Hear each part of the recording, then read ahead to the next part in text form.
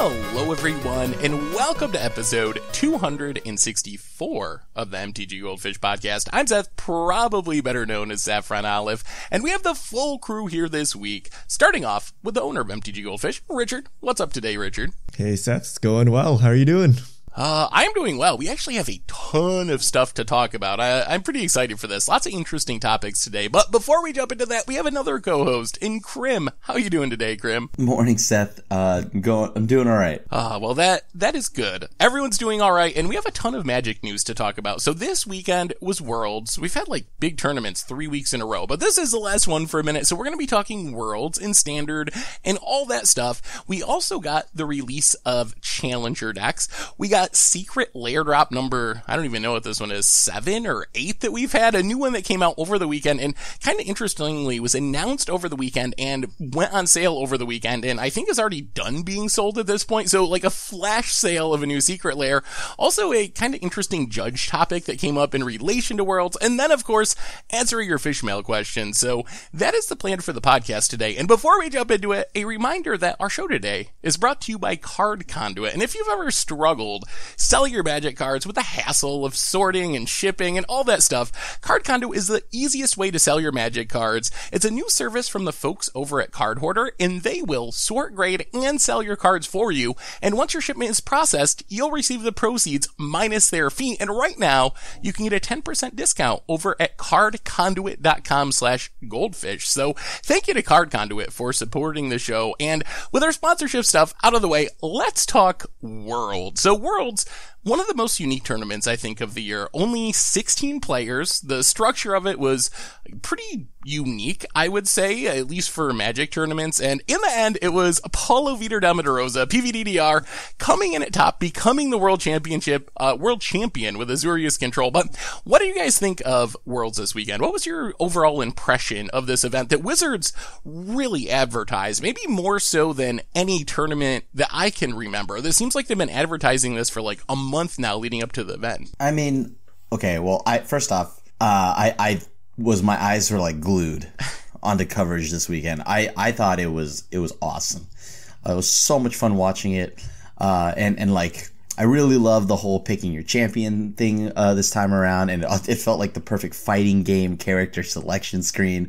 Seth, you and I, we picked the same champion who got to top 4 in Gabriel Nassif. So, yeah, Nassif did impressive, considering how many, elimination matches he had to play. Poor Nassif, I think he had to grind through, 16 or 17 matches to make it to the top 4, but he did it somehow with his blue-white control deck, narrowly avoiding timing out basically every other match he played, which was, that was one of my concerns with picking Gab, is is he actually gonna, finish his matches? But he did, and he actually got to the top 4. So yeah, the Magic quality was just, for the most part, very much off the chart. That's one of the cool things. With Worlds, you don't get rogue decks for the most part. You have the top 16 players. They are playing the best decks in the format. There's not really anyone that's going to break the meta for the most part at a tournament like this. But the upside is you get to see just really high quality Magic, match after match after match. What did you think about the weekend, Richard? All right. So coverage, I thought was really good. So we had a couple firsts. So the first thing we had ever was a paper draft followed by playing on Magic Arena. And how they did that was they pre-recorded the draft. So their coverage was slightly different, which I actually really liked because when something was happening in the seat that you were viewing, they would kind of zoom out and be like, oh, look, 2 seats over, this thing happened. This person got cut off this color. They would show the whole table. They would show what everyone is drafting. So I think from a viewer perspective, the post-recorded draft was really good. You got to actually understand how the pod broke down. The matches on Arena, they were fine. Tournament structure was weird. I didn't know what was going on. I didn't know when we cut to day 2. For some reason, the lower bracket played best of 3 matches, which meant you played best of 3, best of 3s. And that made matches go for literal ever. This is what happened. Okay. Day 2, 5 hours into Worlds or whatever. I'm okay, I've seen enough of this match. I don't want to see it. I switched to League of Legends, watched 2 matches, okay? 2 full games. Came back, they were still on the same freaking match. And I'm like, holy smokes, I don't know what's going on. But eventually we cut to top 4. But yeah, the upper lower thing was weird because I think Paulo played approximately like 5 matches to get to the finals. Ironically, played like 4 more matches in the finals, like doubling his play count.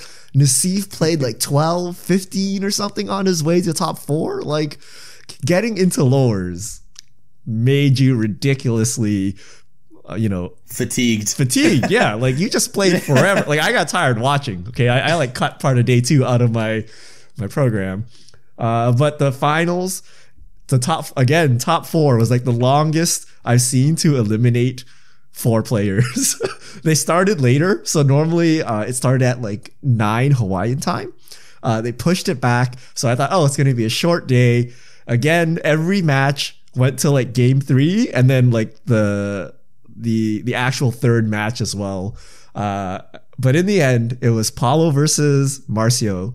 Paulo's in the top bracket, which meant he only had to win 2 matches. Marcio had to win 3. Paulo wins the first match. We thought, okay, it's going to be easy. Marcio comes back all the way to make it match point. So they play one final match. Yeah. It goes down to game 3.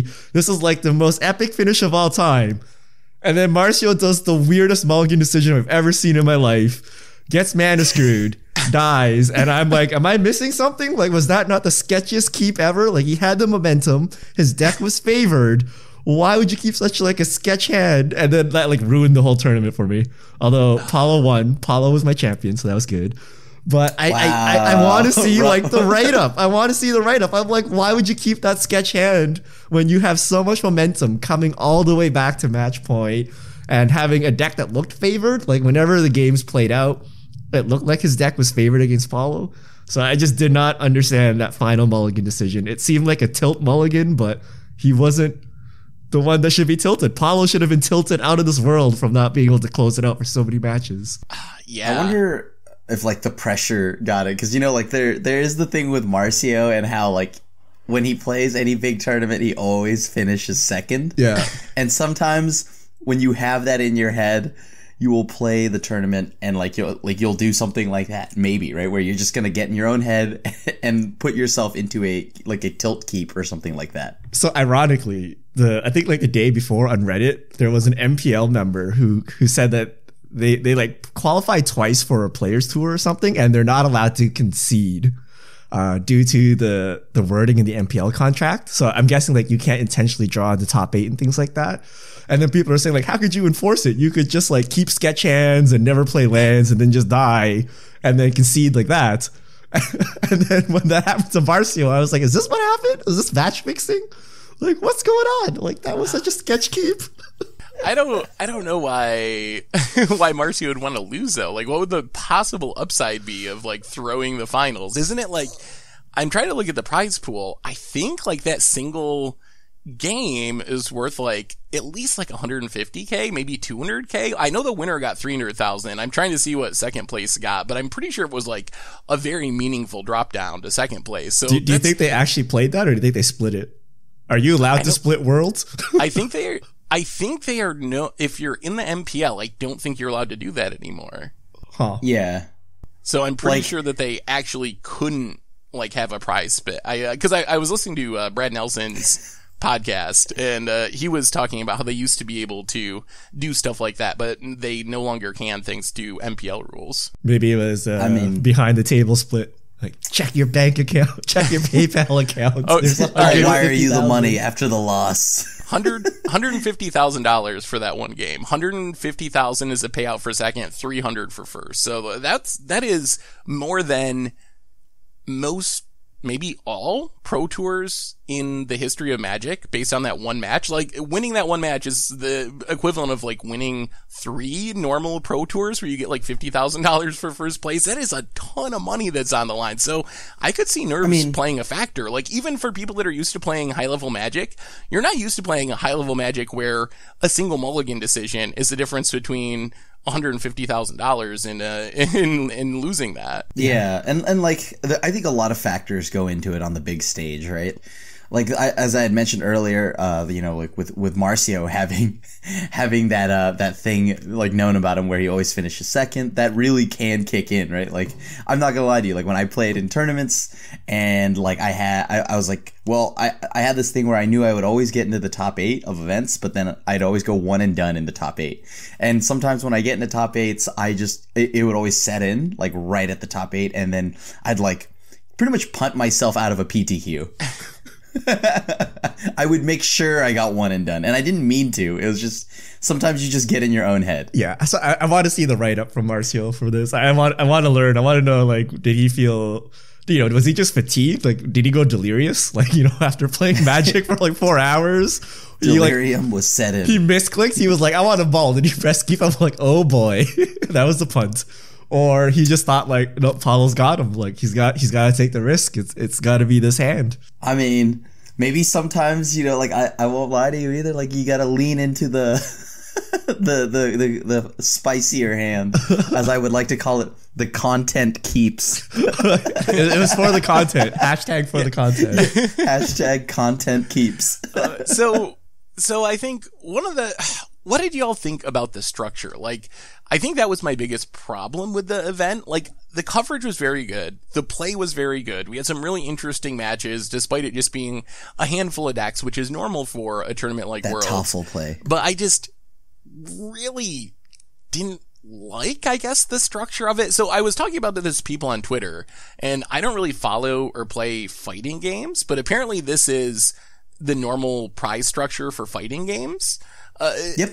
But I'm not sure if that structure works for Magic, because from what I do know about fighting games is they're not nearly as high variance as Magic. Like in fighting games, I think the more skilled person is going to be favored to win. Magic, that's not necessarily true. Like maybe you have a slight advantage, but there's a lot of variance in Magic. So I guess maybe the upside of this structure is you have this drama where people are constantly like playing matches where their tournament life on the line, basically. And if you lose, you can drop out. And that started all the way from day one with people dropping out of the tournament. But I thought it was just really confusing. If you look at the Mothership website, there's like 4 or 5 different brackets with names all over the place and like this going here and this.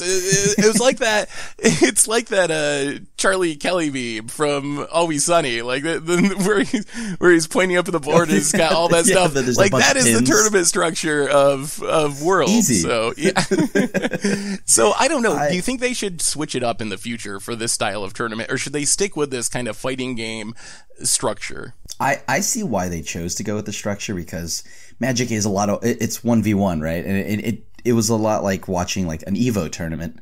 And stuff like that. So I thought it was pretty sweet. I can understand where the confusion sets in, like you had mentioned, because there's names all over the board, and like for some odd reason, randomly somebody's entire tournament life is on the line, and you can't really figure out why. But I think if it weren't for the fact that I watched stuff on Evo already, I probably wouldn't understand what's going on. But I like it. I like the tension that it builds. And yeah, I think understanding it was hard at first, but once you understood it, it made sense, but it was just way too much Magic. Like a fighting game, like a match takes like 5 minutes, right? Like it doesn't take an hour, and you can switch characters in between matches and things like that. You can't switch decks. Like sideboarding. But I think it should be like double a limb, best of 5, right? I think part of the reason why they went best of 3 is they couldn't do a best of 5, and they couldn't control the coin toss. Right, like even if you played 3 matches in the best of 3, whoever won the coin toss was still random. Whereas the person who lost the match previously should go first, right? If we go according to our normal Magic rules. So they just did all these weird, janky things to get around the fact that you can't do best of 5 and control the coin toss. Like they should just add these features into Arena and call it a day, right? You have $1 million tournament. You can't like invest just a little bit into the feature set of Magic Arena to improve the quality of your tournaments. Like, I mean, I do like, yeah, like it's pretty, To answer that question, yeah, they can't do that because, No, but they did. So one thing, I'm going to give them props for this. They replaced the avatars and the versus screen with the MPL players, sweet. Which was super sweet. That was so sweet. Right? I just wish you could have custom emotes. Like they could have filmed like Mangu saying, good game. Oh, they should have added voice lines. Like, can you imagine your canister with his voice line in there? Like, boom. Oh, well, canister, I think they'd have to charge double for canister because the amount of people, including me, that would pay to just like meme with canister all day long. Like, which by the way, I think this to talk about something way back was like, now, by the way, I think this whole thing kind of worked out because now we actually, we've all come to love and know all the MPL players. Because remember, I think at the beginning of last year, we were looking to see how all of this like star building works inside Magic. And I think it, by the way, like now at the end of the year at Worlds, I think they did a good job, right? Like now we know who all the MPL players are. You have Canister, who's like become a meme master on his own, and you have all these characters coming out. I think they did a good job, by the way, on star building. However, to talk about something I did have a problem with Worlds, I thought that Mangu getting that game loss because they had a draft in paper was kind of weak. Yeah, you know what was more weak? They didn't fix the coverage. So coverage was talking about how he had his deck was an A because he misregistered his 6-drop okay-ish Archons as the 4-drop constructed playable All-Star, and everyone's like, yeah, his deck's an A, you should smash, and then his deck actually was like mediocre because he misregistered, and they never updated the graphics and they never updated the commentary. Does that mean coverage gets a game loss also? They should. Oh my. Okay, I don't want to rag on coverage, but they should have like a production guy talking into the earpiece because for so long, so many matches, there's a Teferi on board or a Narset on board. And they're like, oh, he's choosing not to counter. I'm like, there's a Teferi right there. Okay, I understand you missed it, but it happens again for the next 4 minutes of the match where they keep talking about how he's choosing to hold his counter spell. And I'm like, could someone not just speak into the earpiece and make the corrections so we don't get this weird commentary? Like, there's a Narset, you can't draw cards. There's a Teferi, you cannot cast anything at instant speed. It was just super hard for the commentators, and just get some feedback, right? I thought that was just for crowd engagement. The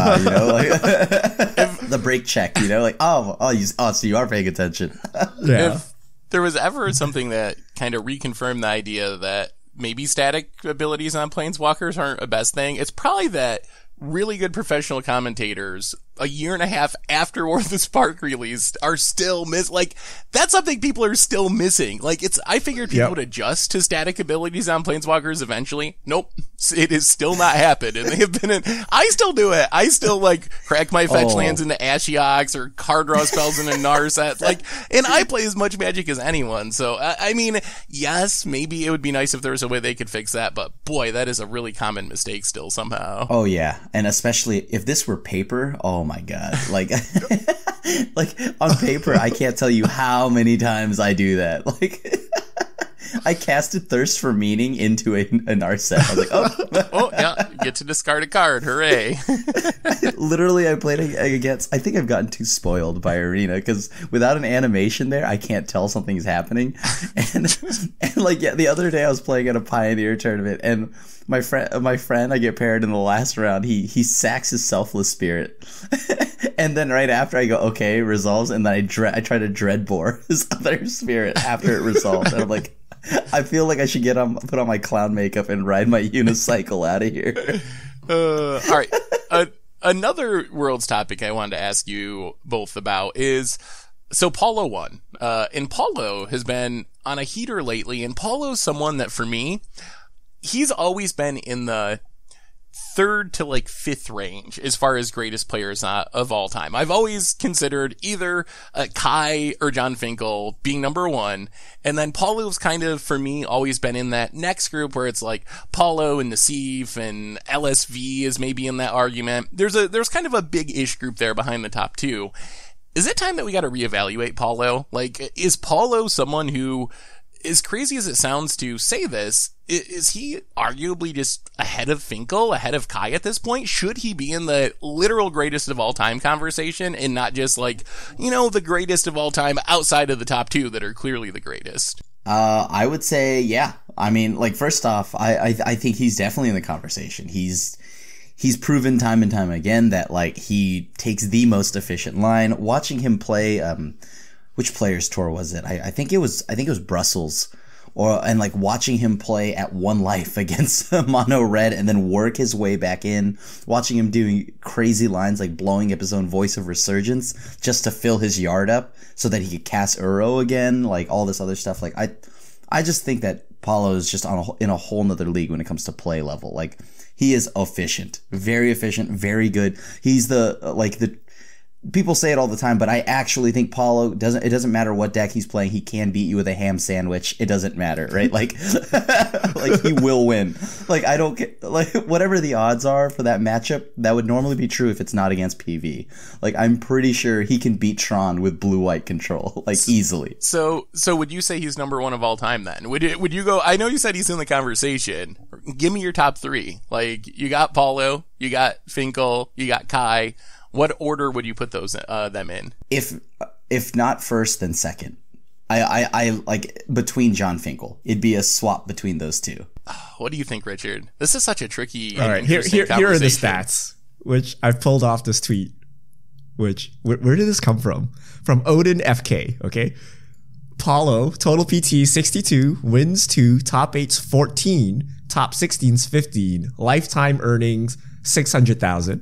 Finkel, 87 Pro Tours, 3 wins, 16 top 8s, 27 top 16s, 430,000. Kai Bude, 63 Pro Tours, 7 wins, 11 top 8s, 14 top 16s, 400,000. So without playing at a high level of Magic or without playing against any of these people, because I think that's actually important, like what your peers think about you when they sit down and play. I think Paulo's stats are better than Finkel's stats, right? And I think they're better than Kai's stats, except Kai has like this uncanny 7 wins. Yeah, that's the absurd number with Kai is 11 top 8 and 7 wins. So he won like 60% of the top 8s he made it into. When you look at like Paulo, he's 2 of 14. So he wins roughly what you'd expect. If 1 out of those 8 players are going to win, Paulo's winning, 1/8 of the time, a little bit better than that. Same with Finkel for the most part, 3 out of 16.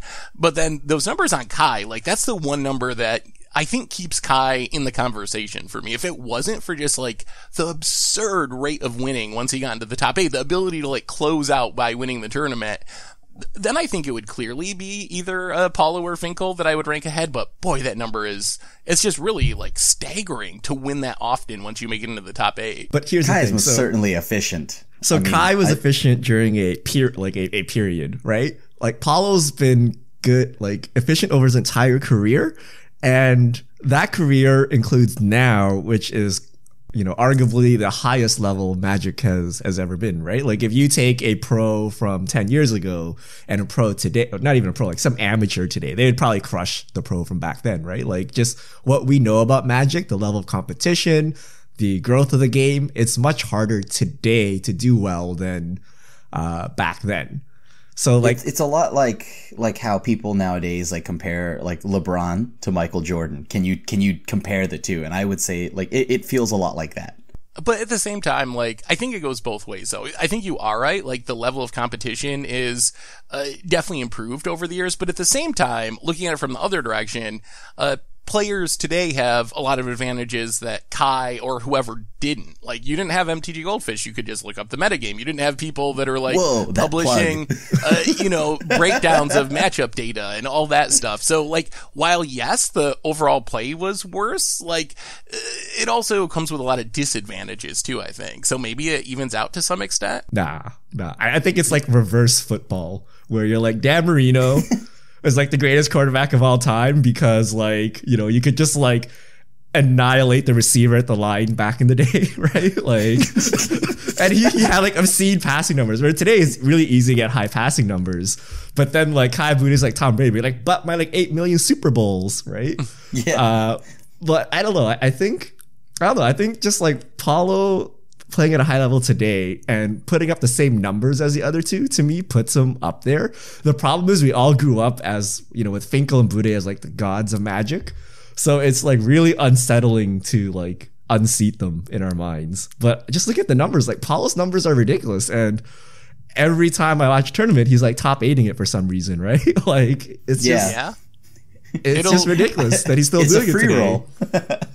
It'll be interesting to see with Kai making Rivals this year if he can add to his stats and like maybe change that, because I think that is maybe there's some recency bias where like the heyday of Kai was what, 2002 or something. We're looking at 20 years ago. That was a long time ago. And Finkel like has still shown up and had some top 8s in the last like decade, but not nearly as much as his heyday, which was also back. So maybe there's some like recency bias because we see Paulo like killing every tournament over the past year and just like top 8ing everything. So it'll be interesting to see what Kai does now that he's back on the train, more or less, being in the Rivals League. Like, can he get back to anywhere near his peak? I think that's going to be something that's really interesting to watch over the course of the next year. Yeah. Like this Rivals League is going to just be insanely fun to watch now. Like, right. Like I do like that, right? Like some people would say like, oh, wow. Like, you know, some of these players like Kai should already be MPL, blah, blah, blah, blah. But like, I mean, like, I do think that having Kai and all these other wonderful players, like the Rivals League is stacked. I think that Rivals League is going to be a lot more fun to watch than probably the MPL, because there are a ton of good players, and Kai being one of them. So I cannot wait to see how that plays out. Yeah. Oh, also one last thing we didn't mention. Finkel is from America, who has like a huge advantage versus Paulo from Brazil and Kai from Germany. Like, I don't even know. I don't understand who Paulo even plays, right? Like there's like no, there's like barely like now. Sparky. Now there's barely like any players coming out of the region. Imagine like 10 years ago, right? Like, you know, we always lament like, oh, you know, there's not any events on the West Coast or something, right? There's like no events in the entire like continent, country, whatever, right? Like being from Brazil, you're at a much, much greater disadvantage, especially before the days of digital, right? Like just back in the day, like I don't even know what he played. Like he had to travel the world. He didn't just hop on a domestic flight and go somewhere. It was actually a big disadvantage for non-US players. So to have that career is like even more mind-blowing. That is true. Like that's a lot to overcome totally forgot doing about that from South America. So maybe like that's another. I think I could be convinced that Paulo should be number 1. The only thing that keeps me from going that fully is just like the absurd 7 wins from Kai. But like you said, it was a different time. How much do you discount? Maybe that's like some of the stats you see from like Wilt Chamberlain in basketball, where you're just like, oh my, he averaged like 50 points a game and like scored 100 points. And like, yeah, that's just not something that can happen today with people like being better at basketball and more athletic. So maybe there's some discount to Kai's amazing record because of the time period. It's a really interesting conversation, but maybe with the South American disadvantage that Paulo faced, to still put up these numbers, maybe that is the reason to slot him in at number 1 at this point. Yeah. Plus, he's winning in the metric that matters, 700,000. Although, like at the same time, I mean, he just got $300,000 from one tournament. When that's just the money has increased so much in the last couple years that I think Kibler was talking about that. Like whoever wins this tournament is literally going to make more money than I made over my entire Magic career. And he played 61 pro tours. Yeah, Kibler has got a cool 210,000 to his name. Kibler has pretty good efficiency. 2 wins, 5 pro tours, 5 top 8 pro tours. Yeah, it's definitely cool to see Kibler. And I love Kibler on coverage. I loved Kibler on coverage. But yeah. All right, one other topic from the Pro Tour, and then we're really going to move on to these other topics. So one of the things that happened to the Pro Tour is one of the competitors ripped up one of their cards, and then this created a bit of a controversy, I would say, on Twitter. So a judge chimed in on Twitter and basically said, if you do this at an event I'm judging, I'm going to give you a warning for unsporting conduct minor disturbing cards, even if they're your own cards, makes people sad. There's better ways to handle frustration. What do you think about that? Can a judge give someone a warning for ripping up one of their own Magic cards at a Magic Fest or some tournament? So I'm going to assume it's one of these interpretations. I'm going to assume there's no explicit line that says this in the rule book, but he's saying it's unsportsmanlike conduct, and he's going to get you for unsportsmanlike conduct. And I think that's like a pretty big reach. Like, I mean, I guess if you like took your cards, tore it up and threw it in your opponent's face, then okay. But if you were just there after the match by yourself tearing up your cards, like that's a massive reach. And like, who cares what you do with your cards? I think that's just an abuse of power, but I don't actually know what the rules say. I'm not a judge. So I don't know what would happen, right? But I would be furious if I was like rage tearing to fairies or something and got DQ'd from a tournament for no reason. Yeah, that also seems like a bit of a stretch to me. Kind of exactly what you said. Like, if you're doing it in some way that's like aggressive to your opponent or something, then I can kind of see the argument, but that would be more about like, not necessarily about you ripping your cards, but how you were interacting with your opponent that would be the issue there. So I could see that, but if you're just like sitting on a table and rip up one of your cards, that seems crazy to me that a judge could like walk up and tap you on the shoulder and be like, hey, warning for you.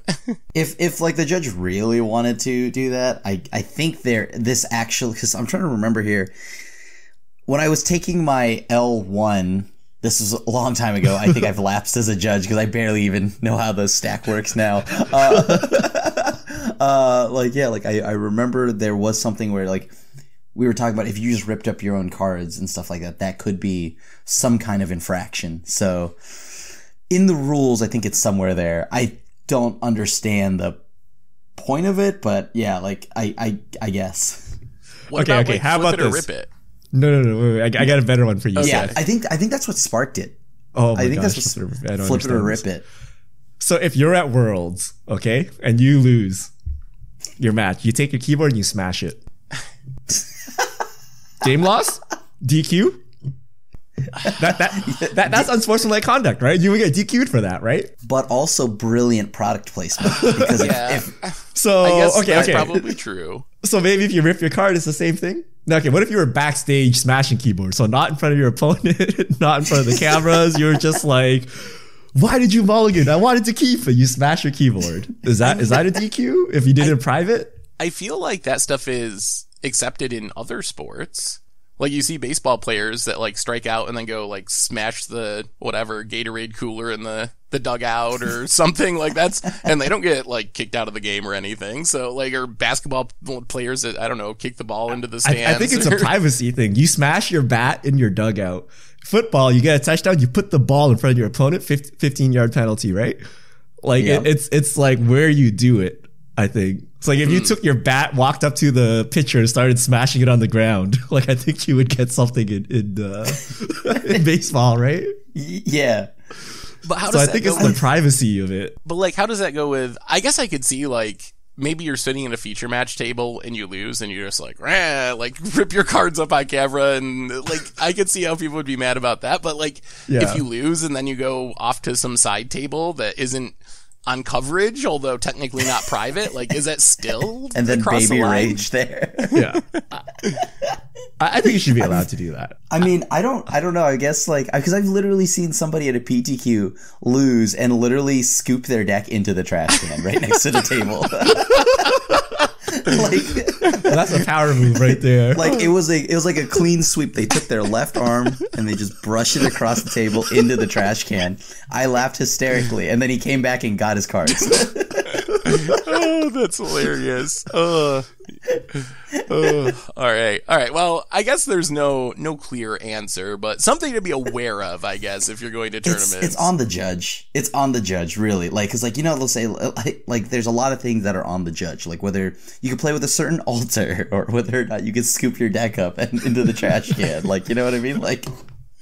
all right, any other thoughts on Worlds before we move on and hit up a couple of other topics? Only one small thing, and it was the matchup against like Toffel and Andre Strosky, where Toffel decides that he's going to just to like outlast Andre, because Andre had a Dream Trawler but was out of cards and cannot attack with it. So Thorolf casts emergency powers, holds priority, and then counters it with Absorb to stay alive just so Andre mills out.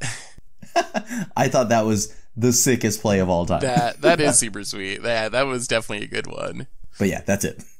All right, so let's move on from the world of worlds to the world of some new products we have coming. Maybe the biggest news from the weekend as far as products was we got the deck list for the 2020 edition of Challenger decks. So Challenger decks are the yearly product where the idea is they'll hopefully be at least like F&M playable out of the box and designed to mimic top tier decks. So different than a lot of pre-con decks, which are more casually focused. These are more, to some extent, spike focused, I think, that you can actually play these in tournaments. So we got, deck-wise, a Mono Red Cavalcade aggro deck. We got a Simic Flash deck. We got a Planeswalker or Super Friend version of Jeskai Fires, and also Green-Black Adventures. What do you guys think of the 2020 Challenger decks? Are you happy with them, or the improvement over last year? Which ones are you excited about? What do you think? Oh my gosh, yes. Dude, these lists look so much better. I mean, outside of like the random 4 Windscarred Crags, like outside of the Jeskai deck, I do think that these lists are sweet. I'm actually gonna, because I haven't bought Paper Magic, like when it comes to Standard at least, for a minute. So I'm gonna definitely be picking up a few of these so I can actually play Paper Standard again. I am so excited for that, the Fires deck. And I think the value got better, right? Did the value get better? Like, is each deck on average, I think before, like the last one, there were some that were just like $20-$30 like in value. The value definitely increased compared to last year. I did an article, it's up on the site if you want to look at it, but it was like a 20-ish% increase. I think the average value last year was like in the low 70s, and then this year it's up around 90 or in the 90s. So definitely a meaningful increase in value. And we got some really high-end cards, too, that I'm a little surprised about. One of the things we've seen in past Challenger decks is Wizards being willing to put in high-end cards, but only if those cards are rotating. Like, we had Kaladesh Chandra show up, but it was like 3 months before it was rotating, so sure, it was like a $30 card, but it's a little less valuable because it's going to start declining anyway. But some of the high-end cards this year, like Embercleave in the Mono Red deck, that's not rotating. Fabled Passage is in one of them, right? Fabled Passage is actually in 2 of them, I believe. It's in the Simic deck and also the Golgari deck. There was also Brazen Borrower in the Simic deck, which is another like $25 card that's pretty hard to find. So they definitely juice the value, and I think they're pretty reasonable decks. I think overall I'm pretty happy with them. The only thing I would say is you can see a little bit of outdatedness as far as these decks being designed after tournament decks. Decks like the Golgari Adventure deck, that was a deck that was like semi-popular right after Throne of Eldraine released, and same for the Fires deck. Like the Allied Fires Super Friends deck, that's basically fallen out of favor. No one really plays Super Friends Fires anymore. It's all like Cavalier Fires. So you are going to have to do some work to upgrade them into tier less, but like the Mono Red list is really close to being a legitimate one of the best decks in the format, and you can buy it presumably for like $30 or $40 based on last year's prices. If you can like add in a few more Embercleaves, you just have like legitimately one of the top decks in Standard for a really low price. Yeah. I mean, like the red deck, I'm looking at it right now, and it's like really all you got to do is just put 4 Anax in there, and then boom. Yeah. Problem solved. Like the deck is fine, and like a few more Embercleaves. Anax and Ember. Yeah, one of the tricks I think with that one is it's kind of a good deck to buy multiples of, because Embercleave is like $25 by itself, and if you buy the whole deck for $30, you might as well just buy enough to get your playset of Embercleave, and you basically have like a legit deck and a bunch of extra stuff you can trade away or whatever. Yeah, because like the last Challenger decks, you pretty much did you did that with like the Phoenix deck, right? You just bought like multiples of the Phoenix deck, and boom, you had an actual the actual, like, 75. Yeah. What do you think, Richard? I like it. I mean, I think they will sell like hotcakes. I think these are made for arena players who want to delve into Paper Magic. Cavalcade Charge is the best deck. It's pretty close. Everyone's playing Mono Red and Ladder anyway. So, yeah. The other decks, they're like past. Okay, so Allied Fires is really bad. I think Allied Fires are just like missing all of the stuff. The other 2 decks are just decks from old Standard. Allied Fires could have used the Teferi or they didn't add Cavaliers because they're all mythics, right? They don't want to put too many in. But the Allied Fires deck is a weird deck. Like, I don't think it's good starting point for anything, right? So I think the other 3 are better. But Mono Red, you can play it as is. It's probably pretty good. You could add 1 or 2 more Embercleaves. You can add some annexes, but it's pretty good, like out of the box. Like you could probably 4-0 this with this easily at FNM. I think the Simic Flash one is actually pretty decent out of the box too. Like you could use a couple more Brazen Borrowers.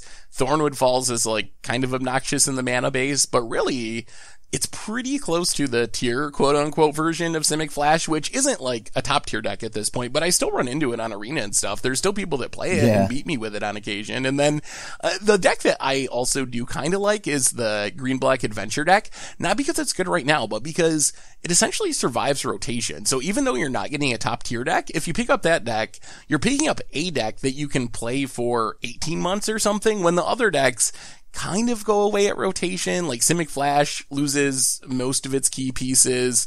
The Fire stack, you lose all of the Planeswalkers from War of the Spark. So there is some longevity, I think, if you go with the Green-Black Adventure deck. And I had a blast playing that deck back during like October or whatever. Like the deck was actually pretty fun. I got to Mythic at one point playing a deck that was almost exactly the same as this deck, like the Night Adventure Lucky Clover plan. So I'm not gonna lie to you. I think the Allied Fires deck is also just, it may look dated, but I don't know, there's still something about just slamming a bunch of Planeswalkers like that I think this deck it will surprise you. I think it can win. I think I can. When your opponent plays Fires, it follows up with a Saheeli Sublime Artificer. Are you trembling? Do you think Paulo could dispatch that in the finals of the World Tour? Nope. Worlds? To be honest with you, it's like Kasmina. Oh no! What am I gonna do? Think about how many passives there are. Just purely based on how many passives there are on with this deck, you probably can win that way. They stack up unbeatable. 8 passives. All right. One other product announcement we got was a new Secret Lair. So Wizards kind of like hyped that there would be a Secret Lair during Worlds. They announced it right as Worlds was starting. I think the sale ended yesterday. It was basically for sale during Worlds, and it was a 5-drop 3 of the original Theros gods in each drop. So 15 total gods.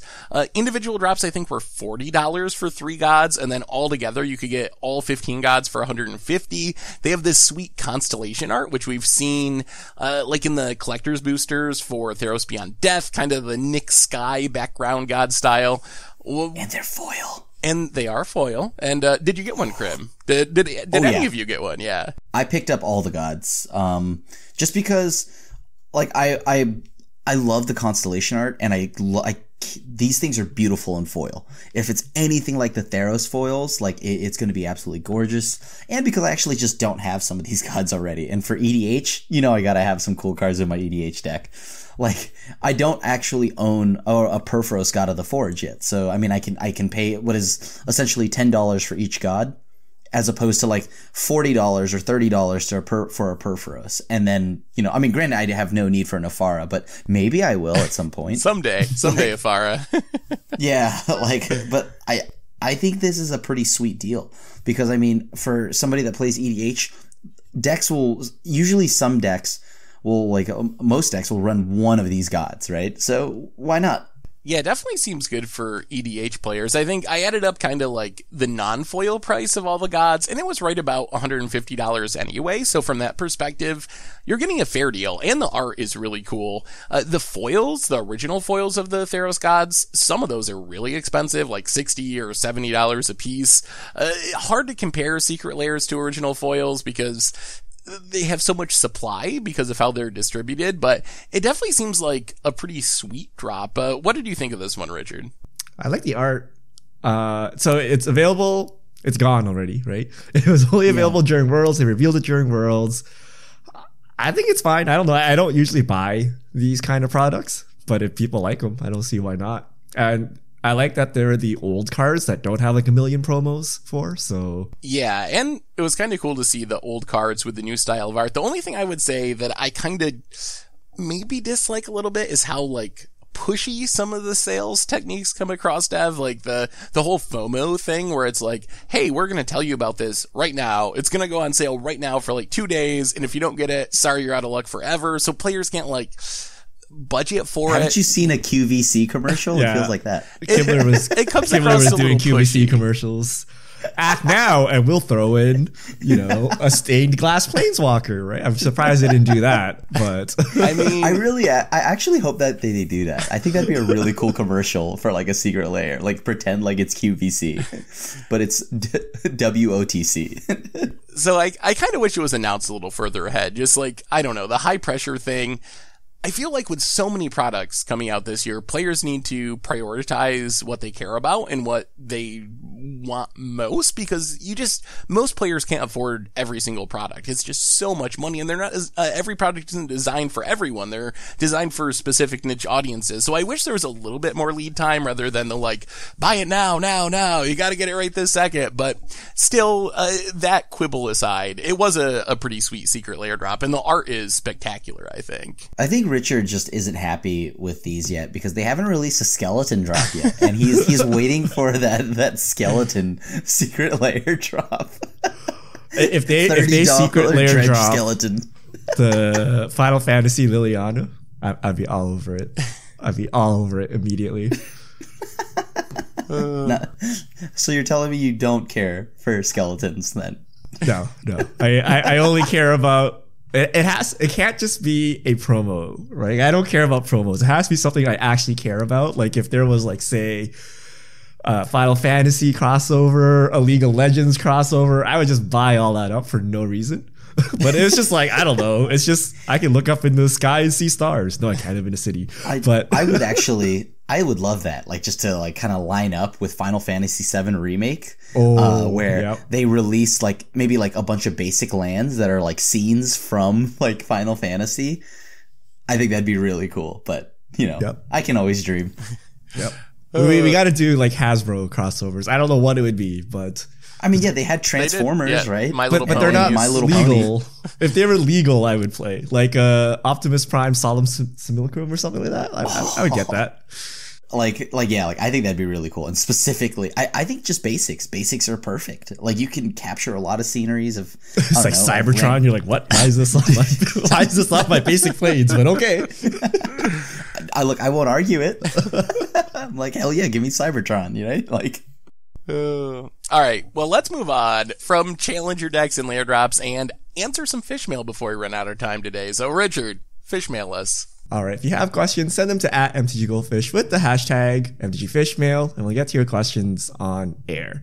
One Epic Pug. Is there a Days Undoing deck to be found in Pioneer? Something with Narset and 3 Fairy or Blue Prison of past standards.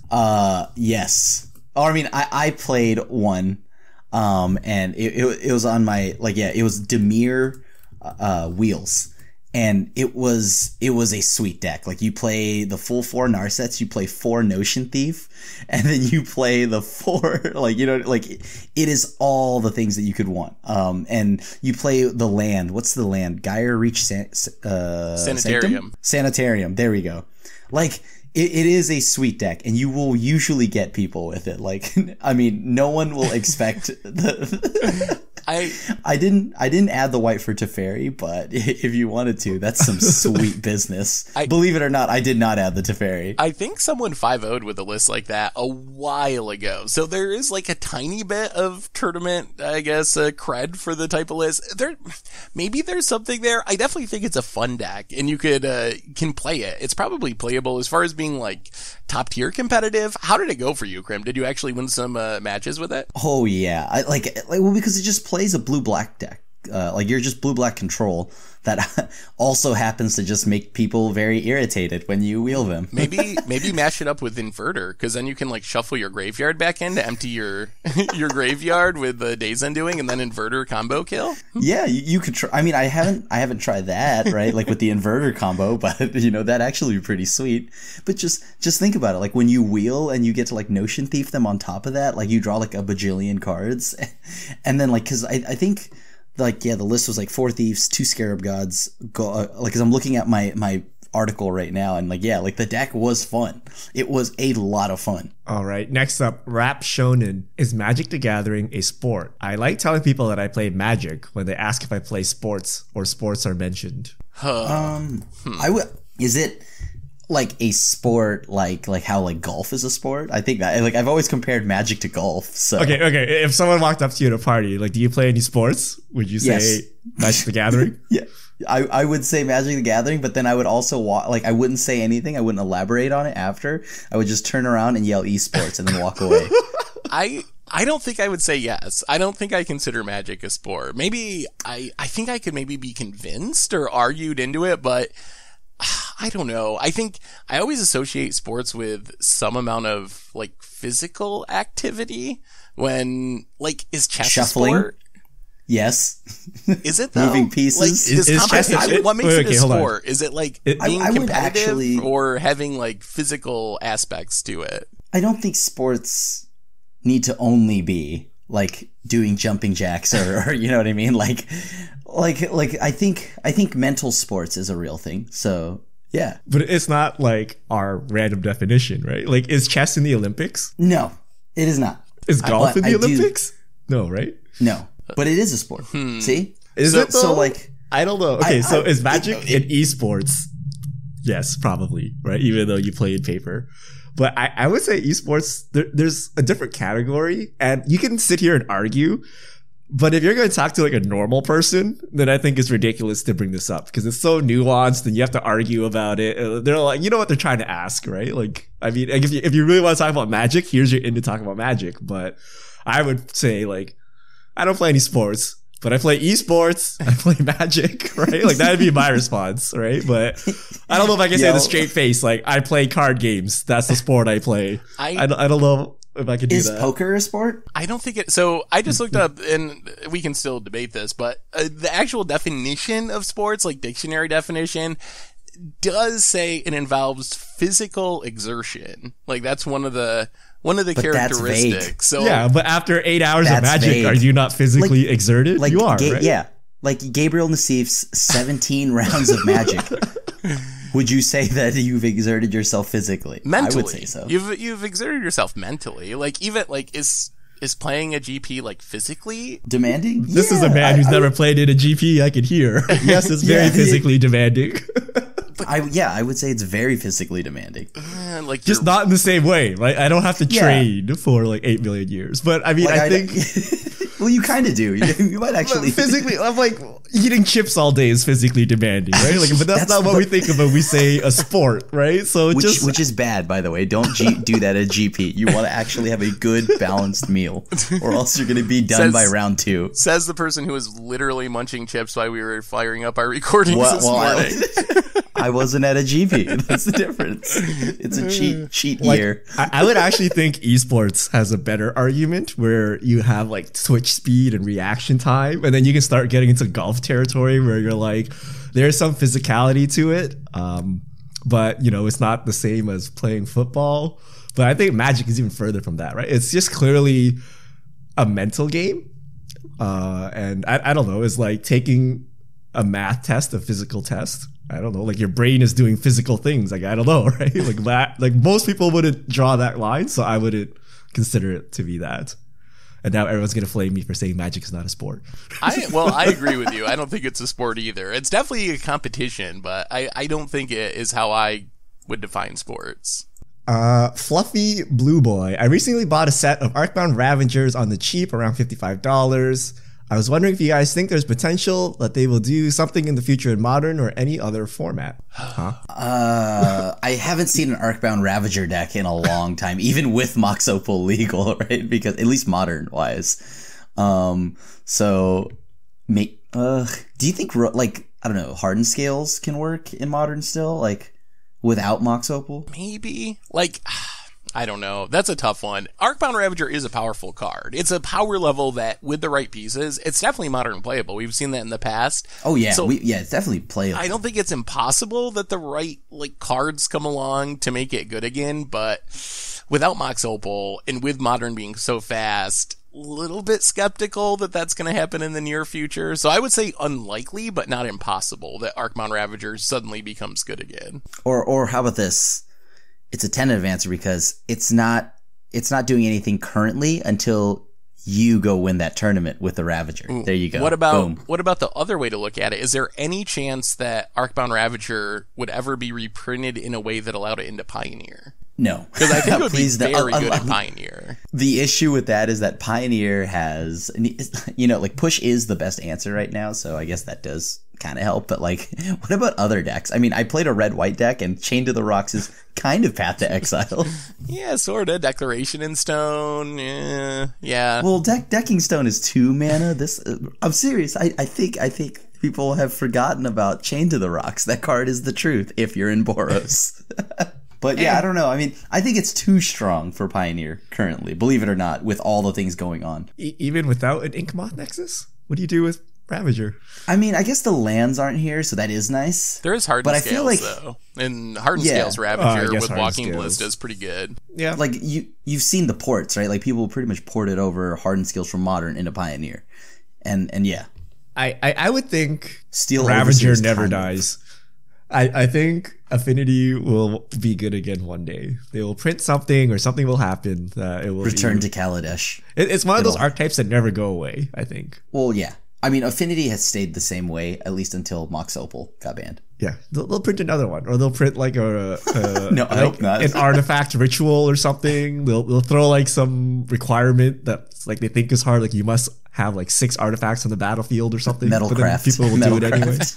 Like 2x Metalcraft Delve. I don't know. They'll do something that they think is reasonable, but turns out won't be. Metalcraft Delve. Wow, sounds like just like things of nightmares. Lava Spike 3. Your podcast is now a Magic card. What is it and what does it do? Oh. Jeez. That's a hard question. Yeah, actually, that's a really tough question. It's just got to be like card draw. No, it's got to be like an enchantment, like say Experimental Frenzy, except you tap it to draw a card, but then you can't play cards out of your hand. So all it does is dirtle around and accomplish nothing, but it drew some cards and had fun. I feel like you're just adding Seth's like entire commander like deck list. I don't know how to answer that one. I think like my take would be look at your opponent's hand because information. And Urza's Glasses, okay. Like yeah, so far it's Urza's Glasses. And I guess like you know what like what that's it. You just get to look at your opponent's hand. No, nothing more. Dovin's Acuity, but with the ability to look at your opponent's hand. So keep drawing cards and gaining life. Yeah, and then also looking at your opponent's hand. So I think it would do literally that, and then you could keep recasting it. Oh, and it can counter a spell. I think maybe Desperate Ravings is a good one. You got the card draw, but it's a little bit random. It keeps coming back from the graveyard thanks to flashback. I don't know. I don't have a good answer for this question. I genuinely think Dovin's Acuity is the best way to look at it if you add just some way to look at your opponent's hand. Or is there something that does that? Like telepathy plus, I don't know, some way to draw cards. Peek. Oh, peek. Yeah. But all the time. Like peek, but all the time. All right. Urza's Taqueria. When will we have Budget Commander on the podcast again? And how upset would y'all be if he mana typed your A, Panharmonicon, B, Teferi, Hero of Dominaria, C, Teferi's Protection? Well, you see, he can't mana type those. No, Hero of Dominaria. No, I know, because before Hero of Dominaria, before every great Teferi is another Teferi. I mean, if I'm playing Panharmonicon, I probably have Eternal Witness in hand already, so I wouldn't be that upset. If it was my card draw, though, then I would be really mad. Yeah, like after like doing a few seasons of Commander Clash now with Seth, I think like the way to really win is not actually win. It is to blow up the card draw. That'll get me to kill you, that's for sure. Or try to. We probably should have Tomer on the cast more, though. The more serious part of the question. That would be fun to have Tomer on once in a while. He's gonna drop so many F-bombs. What are you gonna do? Yeah, Tomer is banned from the cast thanks to our GP Vegas episode last year. Just swearing up a storm. You know what? I wouldn't actually be... I don't get mad if you counter the Teferi's Protection because it's the right play. It's when it's the wrong play. Like, put like cast like a 5-mana 1/1 or something, and then you counter it. I'm like, why would you do that? Like, there are so many more important things you could be doing. That's when I get upset. If you want Tomer's answer for this, it'd be did someone play a 1/1? I'm gonna counter that. Okay, Seth's gonna win the game now. You know what that means. It's like, you don't want to hold that mana tight for the combo player. Like next week, no, you're gonna do the 1/1. Okay, that's the Tomer line. The spiteful counter and like pretty much give the game. Although I can't say that anything about that ever because the amount of assists I've had like in all of Commander Clash, like I'm the best at giving assists in the game. Joku Peterus. The red part of the color wheel is about emotion, but their cards deal with rage, impulsiveness, and other feelings of the goblin spectrum. With Valentine's Day this past weekend, how would you portray lust, love, and pleasure in red cards? Drawing cards is pleasure. I think so. That's pretty cool. Red can't draw cards. Lust is like a active treason effect. I don't know. That's a little creepy. Oh, I guess that is, huh? Hold on. I don't, because like with only red cards, it's hard. Right? I don't. Maybe that's why red only focuses on like rage and those emotions, because it's really hard to make magic cards for lust that don't come across a little bit weird. Yeah, like no matter what, it's gonna come off creepy, right? I don't know. Like that's hard to do. I mean, like. What about love? I think is there any love way to would do be. love? How would you portray love in Magic the Gathering? In black. Undying. Is it like group hug stuff, like happily ever after, like each player draws and gains life, like that kind of like everyone's happy. Yeah, but see, like happiness, like that card is temporary, right? At least Undying comes back, and I think that's cool. Like I would represent love in black, at least. No, you get like an Annex, Hardener of the Forge. You get a what was his wife? Cyanide, and then you meld them together. You tap it. You put like a 1/1 soldier on the battlefield. Like that's how you do it. Is that love? I don't know. Is this the birds and the bees? I don't know what's going on. There's got to be a card that taps to make creature tokens. That's love right there. That is the birds and the bees. Okay, so Castle Ardenvale? Castle Ardenvale. There's a lot of love happening in Castle Ardenvale. Oh dear. All right, Bernard C. Moore 1. Hypothetical scenario: Wizards prints a 3-color fetch land in a future Modern Horizons-like set. How much would we have to pay when we crack it? One life. One life. I don't actually think a 3-color fetch land is like that much better than a 2-color fetch land. Honestly, with shock lands and dual lands, like your fetch lands can already get basically everything. So I actually don't think it's like a huge upgrade. What about a tricolor land that came into play untapped, like the tri lands, but somehow could come into play untapped? Like a shock tri land. Yeah, and had like the types. I think that one you have to pay more life. More than I think shock. A 3-color fetch land is the same. 3 life, 4 life. Maybe 3, 1 for each color. That would kind of make sense. That's what I would guess, but like, is that worth so it? Good. Because then you go fetch bolt yourself, actually, not fetch shock yourself. Do you even need fetches anymore if you're playing tri-lands everywhere? I mean, and it's not a reprint of the duels, so yeah. I actually think 3 is probably too cheap. We do that all the time, right? Fetch shock, that's 3. Yeah, so to get access to any mana. But now, if you go fetch land, shot like whatever, bolt yourself for a tri land, that's like Boros charming yourself. That's a lot of life. And then if you do it 4 times, you're dead. You're pretty much dead. I think it's worth it. I mean, I think 3 life is a cost. People already paid the tap tri lands a little bit in Pioneer, so it probably would have to be a pretty high cost. Like if the tapped ones are like almost playable, and maybe it does have to be like 4 or more. Well, but they don't pay any life for it, so that's why it's payable, like playable, right? Like if you tapness. okay, but outside of the tapness, I think 3 life is reasonable for that land. Maybe 4. Oh god, but that's a lava axe every time. Somewhere in that range, I think 3 to 4. I think is where I'd be at. Somewhere in there. I mean, because it would be like shocklands, right? You don't always fetch the shock and shock yourself, right? You have basics when you only need 1 color, when you don't need mana fixing. Like you don't always fetch this thing up and like lava axe your face, right? You just do it when you need to. Other times, it's just like a tri-land that comes into play tapped. Well, I mean, I'm going to make sure it is because I don't want to pay for life. Mr. Stevie, for Against the Odds, does the crew think Seth missed out the opportunity to say, let's get cracking every time he played one? Yeah, probably, Seth, but you need to step up the pun game, don't you? I think you need to just constantly make more puns. Some opportunities are better missed, I think. All right. All right, second to last question, because there's one more question I see. But his thighness, I've often heard, is correct to bolt the bird, but what about countering the wild growth? I've never heard countering the wild growth. I mean, I assume that's in response to bolt the bird, right? You have to counter the wild growth at this point. You're like all in, right? Depends what is this like against infect? Because like if it's against infect, I probably shouldn't let that hit me.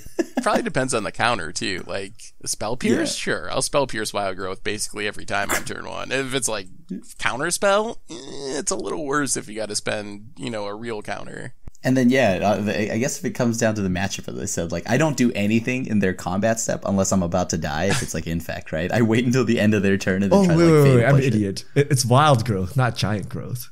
You would obviously counter the wild growth. Oh yeah, you can't have that. All right, last question. 11 Vicious. If Jace the Mime Sculptor, Lilion the Veil, and Ren and 6 all had passives, what would they be? Jace the Mind Sculptor would be to also brainstorm again. No, I think that's a good question, actually. What would Jace's passive be? Because he does so many things, right? He bounces, Sculpting Minds. I don't know. What is Sculpting Minds? Your telepathy. While we're on it, your opponent always plays with their hand revealed. Ooh. That would actually be pretty sweet. Yeah, right? I like that. You get to see their hand, and then you get to fate seal them too. Yeah, exactly. No biggie. So you truly lock your opponent out. There is no hidden information. Liliana's tough. Could it? Maybe could it be like a Sir Conrad thing? Something like whenever a card goes into your opponent's graveyard, they lose a life. Something like that to benefit from the discard and the sacrifice part and the ultimate. Yeah. I was thinking something along those lines where like whenever a card enters your opponent's, graveyard from anywhere, something happens. Maybe you get a 1/1 zombie. Ooh, that would be so good with the negative. If you could make tokens and sack them, that would make Liliana so good. -2, make them sack, and then boom, you get oh man, yeah, I think it has to do something like that. Like when a card enters your opponent's yard from somewhere, something happens. I think a 1/1 zombie is reasonable, or a spirit. Okay, actually, a spirit flies. That's not reasonable. You're saying any of these things is reasonable, as if the card alone is not strong enough. I don't know why we need to make these cards better, but honestly, though, think about it. Like with the new planeswalkers, the new 3-mana planeswalkers, I think those cards might need to catch up with the times. Like Jace the Mind Sculptor needs to catch up to Teferi, man. He's not. Dude, he does. Like Teferi and Oko, like you ask about what the 5 best planeswalkers are. I'm pretty sure a lot of it's from like War of the Spark. Yeah. No, from the last year, probably. Last one, Red and 6. What is the Red and 6 passive? So the emblem is already the Raven's Crime. I think gain a life when you play a land. I think it'd be prefix. I mean, Ren and 6 is still 2 mana, so gaining a life is pretty disgusting. I think it'd have to be just something like your like lands you have, lands you control have hexproof or something like that. What? Is that broken? I don't know. I don't play it. Lands you enter get an untapped trigger. Just make it full. Amulet? Oh no! Good lord, no, dude! No, God, no! No hexproof. I think Gain of Life. Gain of Life might be fine. I think that could. Do you think Gain of Life is better than hexproof? No, I think hexproof is. Yeah. You would just play Red and 6 to protect your stupid land, and if you somehow still manage to kill it, you would bring it back, right? Actually, Because the thing with hexproof is you can already replay your lands from your graveyard, so Yeah. So maybe that's actually less powerful than gaining a life because that's a little redundant, maybe? Yeah, like it's a 2-mana planeswalker. You can't also like dunk on burn decks out of nowhere for some odd reason. Lands you control have tap, sacrifice, destroy target land.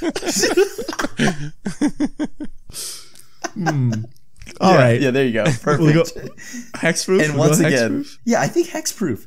I don't think that's. Have you seen? How is Lotus that more Breach? broken than Gain a Life? How is that more broken than Gain a Life? I'm gonna go gain a life. I think you've convinced me, Richard. Gain a life. What? If you're gaining life, you're playing some weird fair deck. You're automatically losing. And Ren and 6 already likes aggro, so You're already playing a fair deck because you're playing Ren and 6, and on top of that, like think about that. Like then fetch lands are free. Fetch lands, you literally just like dunk on burn decks for some random reason, some passive dunk. Yeah, but that it doesn't. See, Red and 6 is a fair card. If you give your lands hexproof, you make Red and 6 like a combo piece, which I don't think I want. Oh, okay. I mean, yeah, like I could see it with like then you could think about it, like you go like 5-color like creature land decks. Raging Ravine, like Colonnade, all these have hexproof. Granted that I am paying 5 mana to beat you down with a land, so probably I'm already winning, but Off topic, I was reading, I think it was like the Modern subreddit or something, and then they're like, Jund players is like the new OK Boomer. So if your opponent activates Raging Ravine, you just say OK Boomer. It's 2020. No one plays mid-range anymore, Krim. You don't play these terrible creatures. Somebody at the like LGS I played as like, oh, it's a combo meta in Pioneer, and Crim's answer, play Grixis mid-range. All right, that's all the fish mail we have. We went way over time, but it's okay. Thank you for everyone who sent them in. If you have questions, send them to @MTGGoldfish with the hashtag MTGFishmail, and we'll get to your questions on air. And I believe that brings us to the end of episode 264 of the MTG Goldfish podcast. So Richard Krim, thanks for hanging out. Thanks to everyone for listening. Thanks to Card Conduit for supporting the show. You can get 10% off over at cardconduit.com/goldfish. And we will be back next week to talk about whatever goes down in the world of Magic. So until then, have a wonderful week. And this is the crew signing out.